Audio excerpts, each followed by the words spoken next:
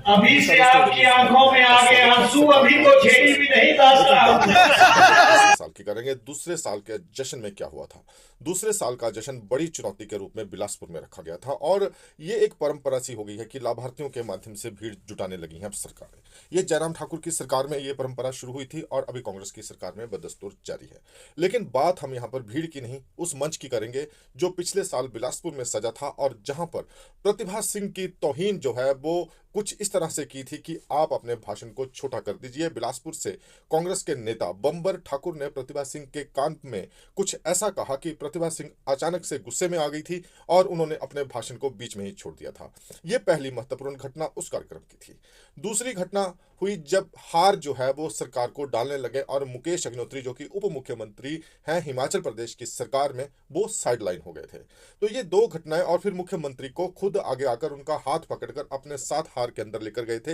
ये दो चीजें थी जो उस रैली में सबसे अधिक नोटिस करने वाली थी। भाषणों की बात हम यहाँ पर नहीं कर रहे कि किसने क्या कहा था। नेता मंच पर बहुत कुछ कहते हैं, ग्राउंड में क्या होता है ये तो आप सबको पूरा इल्म है इस चीज का। लेकिन अब हम बात आज की करेंगे कि अब एक बार फिर से हिमाचल प्रदेश में सरकार के तीसरे साल का कार्यक्रम होने जा रहा है। कार्यक्रम रखा गया है मंडी में। मंडी का मतलब है जयराम ठाकुर को चुनौती के रूप में इस कार्यक्रम को रखा गया है, क्योंकि जयराम ठाकुर मंडी पर अपने हक की हुंकार लगातार भरते रहते हैं। ऐसे में क्या मंडी अब कांग्रेस की सरकार का समर्थन करेगी, ये सबसे बड़ा सवाल है। क्योंकि हाल ही में ताजा ताजा धनाधन हिमाचल प्रदेश में मंडी से कुछ नियुक्तियां भी सरकार में हुई हैं। चाहे वो लोग राजनीतिक थे, चाहे वो अपने कैंप के लोग थे, वो एक अलग विषय। लेकिन यहां पर भी सीनियर लोगों को साइडलाइन करके सिर्फ कैंप के लोगों को तरजीह दी गई थी इन नियुक्तियों में भी। अब ऐसे में हिमाचल प्रदेश में ये जो कार्यक्रम होने जा रहा है मंडी में, यहां पर तीन चीजें सबसे महत्वपूर्ण हैं। मंडी को डिप्टी स्पीकर के रूप में कहा जा रहा था कि चंद्रशेखर की ताजपोशी होगी, लेकिन उस समय भी हम इस बात के ऊपर अड़े हुए थे, हम इसका विश्लेषण आपके बीच में बकायदा लेकर आए थे कि चंद्रशेखर की ताजपोशी नहीं होगी। उसके अंदर के बहुत सारे कारण हैं जिनकी चर्चा हम सरकार के अंतिम साल में करेंगे, क्योंकि आखिर चंद्रशेखर की ताजपोशी क्यों नहीं हुई। लेकिन मंडी को कोई बड़ी सौगात जो है सरकार में नहीं मिली, क्योंकि एक ही विधायक चंद्रशेखर थे या ठाकुर कौल सिंह दूसरा बड़ा नाम थे, जिन दो चेहरों को लेकर मंडी में कांग्रेस जोश भर सकती थी। लेकिन दोनों ही चेहरों को मायूसी हासिल हुई। और सबसे बड़ी बात कि इस कार्यक्रम में अनुपस्थित कौन रहेगा। जी हाँ, बिल्कुल सबसे महत्वपूर्ण फैक्टर यही इस कार्यक्रम का है और उस फैक्टर को पटाने के लिए कांग्रेस के पास क्या रणनीति रहेगी। क्योंकि राजा विक्रमादित्य सिंह जो कि हिमाचल के लोक निर्माण मंत्री भी हैं, राजा वीरभद्र सिंह के बेटे हैं, प्रतिभा सिंह के बेटे हैं और मंडी से लोकसभा चुनाव भी लड़ते हैं। प्रतिभा सिंह खुद मंडी से सांसद रही हैं। ऐसे में विक्रमादित्य सिंह की अनुपस्थिति जो है अपने आप में एक बहुत बड़ी राजनीतिक कहानी हो सकती है। विक्रमादित्य सिंह निजी दौरे पर विदेश जा रहे हैं और उनका ये दौरा 2 दिन बाद भी हो सकता था, लेकिन सरकार के 3 साल का जो कार्यक्रम है उससे ठीक पहले 2 दिन पहले उनका ये दौरा हुआ है।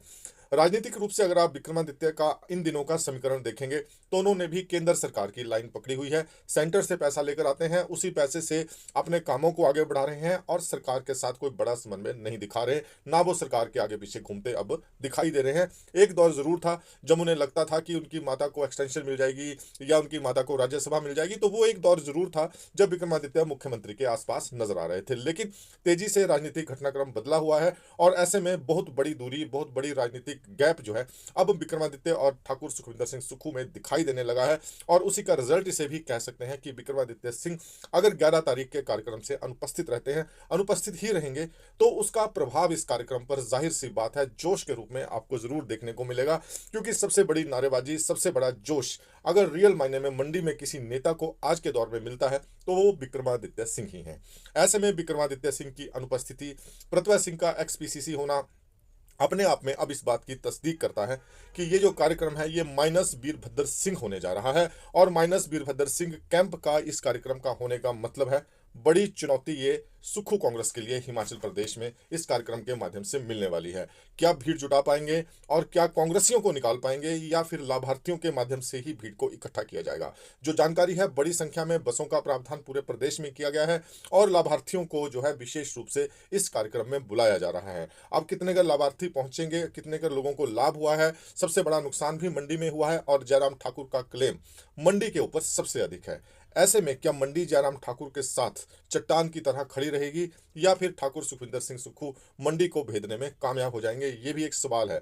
लेकिन इन सब के बीच में तीसरा नाम मुकेश अग्निहोत्री, मुकेश अग्निहोत्री हिमाचल के उप मुख्यमंत्री हैं और उनके भाषण की शैली जो है हमेशा जोश भरने वाली कांग्रेस में होती है। लेकिन 2000 जो पिछला उनका भाषण था, पिछले सरकार के 2 साल पूरे होने के बाद, उसके बाद उनका कोई बड़ा भाषण निकल कर नहीं आया। अब एक बार फिर से सरकार के 3 साल का कार्यक्रम रहेगा। जाहिर सी बात है, उप मुख्यमंत्री हैं हिमाचल के, तो कार्यक्रम में तो पहुंचेंगे ही, लेकिन उनके भाषण के ऊपर सबकी निगाहें रहेंगी, क्योंकि सबसे बड़ी बात यह है कि हिमाचल प्रदेश में कांग्रेस के ही पूर्व विधायक सतपाल रजायदा, जो कि ऊना से आते हैं, जिनके लोकसभा चुनाव लड़ने से लेकर, आपको बता दें कि सतपाल रजादा अपने विधानसभा क्षेत्र से लीड लाने में नाकामयाब रहे थे, लेकिन हरोली से मुकेश अग्निहोत्री ने जरूर सतपाल रजादे को लीड निकाल कर दी थी। अपने आप में ये बात इसलिए महत्वपूर्ण है क्योंकि पिछले कल ही सतपाल रजादा ने मुकेश अग्निहोत्री का नाम लिए बिना बड़े आरोप उनके ऊपर लगा दिए हैं। उन्होंने तो यहां तक पूछ लिया कि आपकी तो 2 लाख रुपया सैलरी होती है सिर्फ, तो इतने बड़े बड़े तामझाम आप कहां से करते हैं।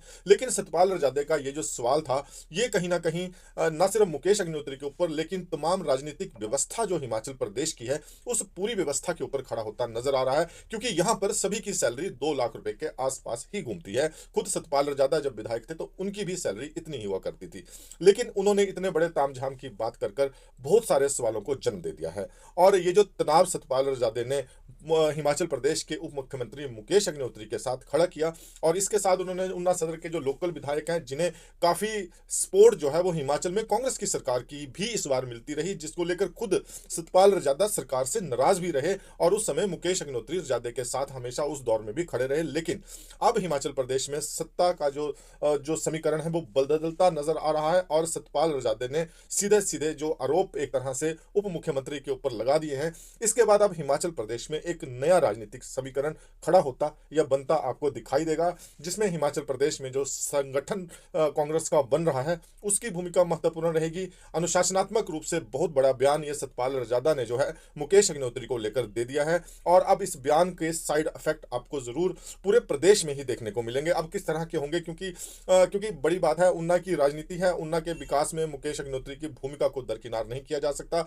और दूसरी बड़ी बात कि जिस तरह से उपचुनावों में 2 सीटें मुकेश अग्निहोत्री ने ऊना की कांग्रेस की झोली में डाली, उसे भी दरकिनार नहीं किया जा सकता। और जिस तरह से सतपाल रजादा जब पूरे ऊना जिला में अपना चुनाव हार गए और हरोली ने सिर्फ उसकी इज्जत बचाई, उसको भी दरकिनार नहीं किया जा सकता। लेकिन उसके बाद भी सतपाल रजादा का ये जो बयान है, इसने कई सारे सवाल जो है वो कांग्रेस के भीतर खड़े कर दिए हैं। और क्या ये जो बयान सतपाल रजादे का था, ये कांग्रेस के एक गुट की सोची समझी रणनीति के साथ मुकेश अग्निहोत्री को घेरने की एक नई साजिश, नई तैयारी तो नहीं है? क्योंकि मुकेश अग्निहोत्री ने हाल ही में ताजा तरीन अपने इंटरव्यूज दिए हैं, जिनमें उन्होंने सीधे सीधे कांग्रेस की बात की, कांग्रेस की विचारधारा की बात की, कांग्रेस की गारंटियों की बात की, और सीधा कहा कि इन सारी चीजों को जो कांग्रेस ने जनता के साथ वायदे किए हैं, उन्हें तो 10 गारंटियों को सरकार को पूरा करना ही पड़ेगा। तो उन्होंने कई बड़ा महत्वपूर्ण सवाल जो है वो सरकार को लेकर, सीधा सीधा नौकरियों को लेकर, वो सीधा कहते हैं कि वो 58 साल की नौकरी के समर्थक हैं। मतलब ये जो मित्रों वाली नौकरियां हिमाचल में चल रही हैं, मुकेश अग्निहोत्री इन मित्रों की नौकरियों से बिल्कुल भी तल्लुकात नहीं रखते हैं। उन्होंने सीधा कहा कि 5,000 रुपए से किसी का घर नहीं चल सकता, मिनिमम वेतन भी अगर आप नहीं दे रहे हैं तो सरकार को किस लिए चला रहे हैं, ये भी एक सवाल है। तो ऐसे में जैसे जिस तरह से मुकेश अग्निहोत्री का ये जो साक्षात्कार आए और एक दबाव सरकार के ऊपर बना था, उसके बाद सतपाल रजादे का बयान और सीधा उप मुख्यमंत्री का नाम लिए बिना उन्हें हिट करना, अपने आप में ये कांग्रेस की जो अंदरूनी राजनीति, जिसमें कांग्रेस में एक तरफ जहां मंडी की रैली में वीरभद्र कैंप जो है वो बिना विक्रमादित्य के खुद को मायूस नजर आएगा, एक तरह से लवारिस महसूस करेगा। दूसरी तरफ जिस तरह से मुकेश अग्निहोत्री को सतपाल रजादा ने निशाने पर ले लिया, उससे भी माहौल में तनाव देखने को मिलेगा। और ऐसे में अब देखना होगा कि जो रैली है किस तरह की रैली होगी, क्या जोश रहेगा, और लाभार्थियों के सहारे ही, जैसे जयराम ठाकुर की सरकार में हुआ करता था, लेकिन जब चुनाव हुए तो भाजपा अपना चुनाव हार गई, भीड़ जरूर हजारों की दिखाई देती थी और ऐसे लगता था कि जयराम की सरकार रिपीट होने वाली है, लेकिन उस दौर में ऐसा कुछ नहीं हुआ। तो अब देखना होगा कि ये जो रैलियों का लाभार्थियों के माध्यम से जोश कांग्रेस दिखाएगी, ये कितना कर महत्वपूर्ण रहेगा, कौन लोग रहेंगे और किस तरह के भाषणबाजी, बयानबाजी, और कांग्रेसियों में विनय कुमार के बनने के बाद जोश, क्योंकि मंच में विनय कुमार प्रदेशाध्यक्ष के रूप में पहली बार विराजमान होंगे। तो एडीएम न्यूज पर आप बने रहिए, सारी अपडेट इस रैली को आपको देते रहेंगे निष्पक्षता के साथ। नमस्कार।